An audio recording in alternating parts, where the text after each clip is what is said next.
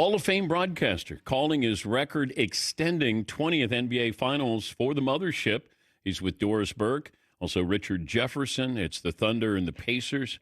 And somehow he has the energy to speak to us today. And I'm curious about that. After you call a game, like just you have to be energetic, enthusiastic, on your game mentally. How tired are you after a game like last night?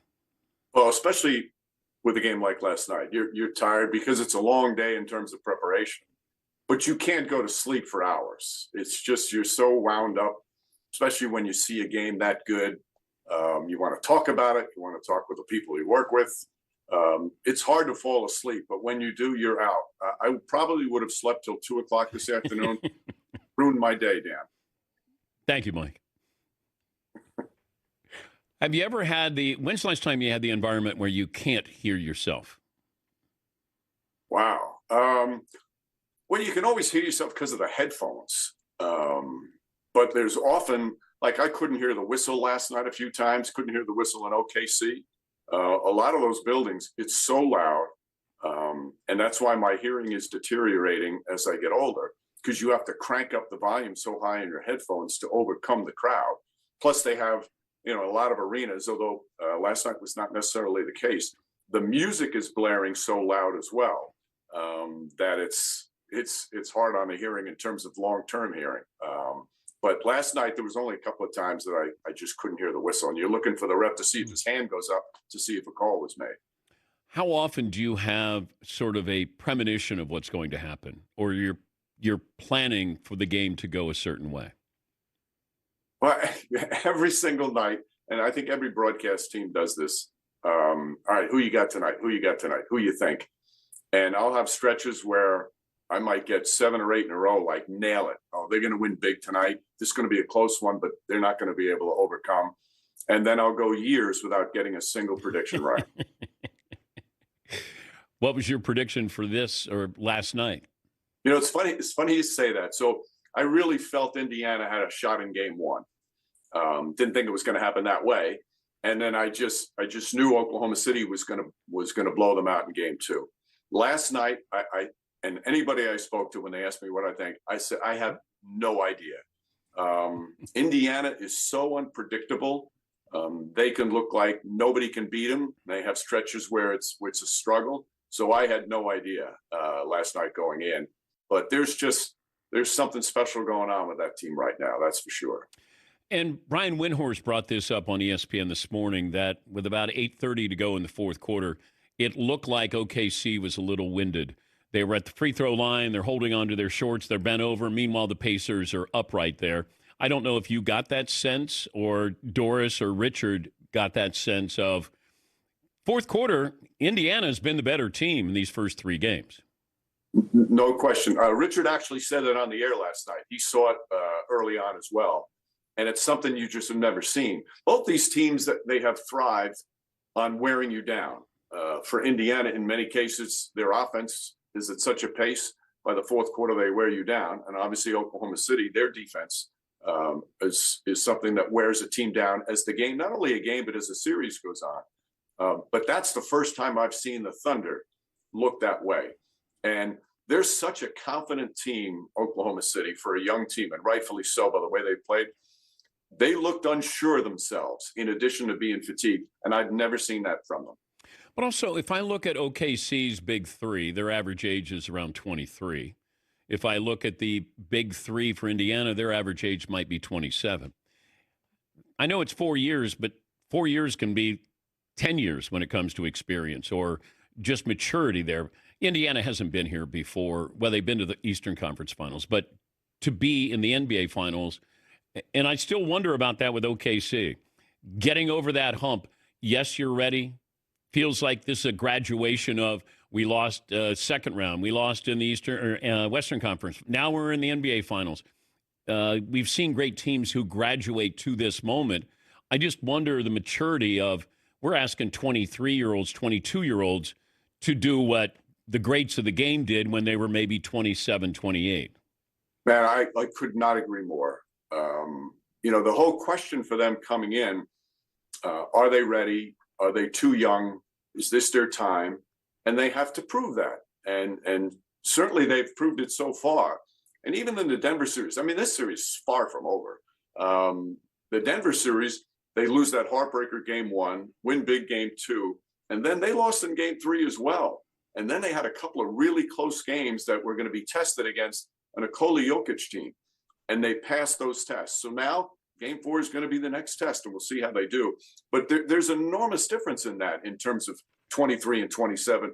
And even though last year Indiana, they got swept in the Eastern Conference Finals, that, I know this sounds ridiculous, but that was a close sweep. 3 of the games went right down to the final minute. They played well. They gained valuable experience. Last year in that Knicks series, they were down 2-0. They were down 3-2.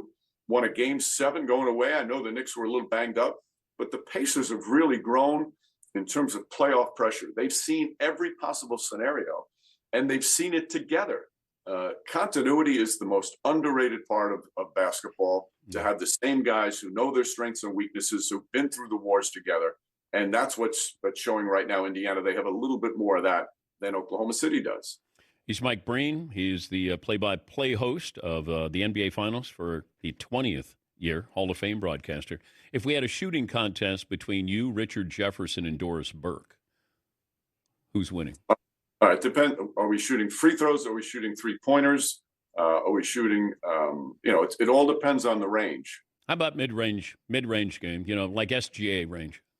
Mid-range game, I'll stack my game up with both of them. I've actually challenged Richard to a free throw shooting contest, and he says he wants to do it, but he's never really any idea in terms of trying to set a particular day for us to do it. I think he's afraid of me, quite honestly. Well, he has everything to lose, Mike. Yes, he does. Yes, he does. Your full-time job is the Knicks broadcaster. Can you tell me what the Knicks are doing with their head coaching search? Well, they're obviously turning over every stone right now. And that's, there's a lot of good candidates still out there. It's been interesting to see how many teams have quickly said, no, you cannot talk to our coach, although that's understandable, all under contract. And at this point, I think, Dan, they can take their time. It's not like, there's a lot of still coaches out there I think they can talk to, but there's no need to rush it now. They really need to do their homework, talk to people, talk not only to the candidates, but people who played for the candidates, and do an exhaustive search, because there's no need to rush it now. It's such an important decision. If you fire your coach, did you have a successful season? Wow, that's an interesting way to put it. I think so. I do. I think they had a very successful season. They've taken the next step. I was certainly surprised at Tom Thibodeau being let go. From a standpoint of success and results, it's hard to say why. But clearly there was stuff behind the scenes that were going on that they felt it was time to make a change. But yes, it was a very successful season, in my opinion. Didn't you get criticized that you didn't give Tyrese Halliburton a bang because it was a mid-range jumper, or it wasn't a 3, I should say? Correct. Is that your policy, that it's got to be a 3 for a bang? Well, I haven't checked the rules and regulations. And the policy, I think the warranty on the policy is out. But no, there's really no, sometimes it's a feel. In many cases, I prefer it on a 3-pointer.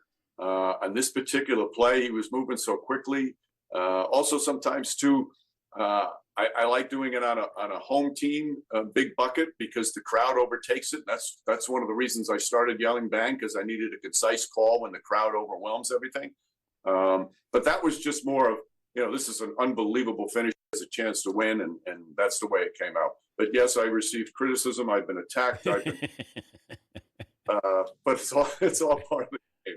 Have you ranked your bang calls?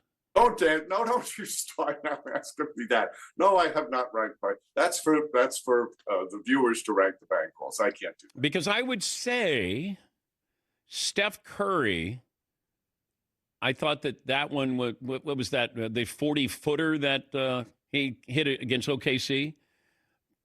I think that kind of started it. But I also, Ray Allen, Game 6 of the 2013 NBA Finals, Where does that bang rank? You want me to participate in this discussion? Yeah, yeah. No, the Curry thing. I was the first double bang, and it was a special time. It was everything that led up to it, and I would agree with that's one of my favorites. The Ray Allen one is clearly as well, because he doesn't hit that. It changes who wins the title that year. Playoff ones are special to me. Derrick Rose hit a game winner in Chicago for the Bulls in a playoff game against LeBron. Jeremy Lin had a couple of great bangs that were really exciting during 2.5 weeks of some of the most fun games I've ever been a part of. So there's been a decent amount that I've enjoyed. Will there ever be a triple bang, Mike? Stop! What are you doing? I want you on record. Will there be what would bring about a triple bang?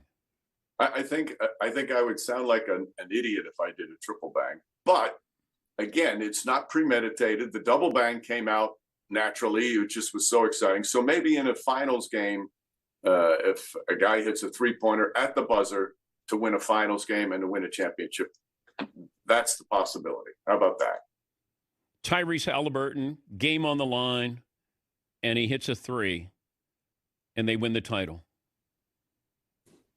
I have no choice but to do it then. Okay. I'm under severe pressure to do it then. Now I'm going to watch the finals. And pressure, now this is unforgivable what you're doing. How does pressure feel, Mike? It doesn't feel very good. Do you rest your voice today? I do. Like, what do you do today? I drink a lot of tea with honey. I don't talk on the phone because I had an ears, nose, and throat guy tell me that when my voice is struggling, don't talk on the phone because people tend to talk louder on the phone. I was not aware of that. Are you aware of that? Yeah, if you've ever been on a plane when somebody lands and then they're getting a hold of somebody who's going to pick them up, listen to how loud that person is. Yeah, just landed. Okay. No. I don't agree. Hold on a second. I have a call. Okay, I'll call you later. See? But whatever, if there's problems with you and your wife and you don't get on the phone and you want to text, I understand that. I mean, that's on you, Mike. I don't need to hear that. I can use it. I can use it to my advantage. Yes. Hun, the voice. I'll text you.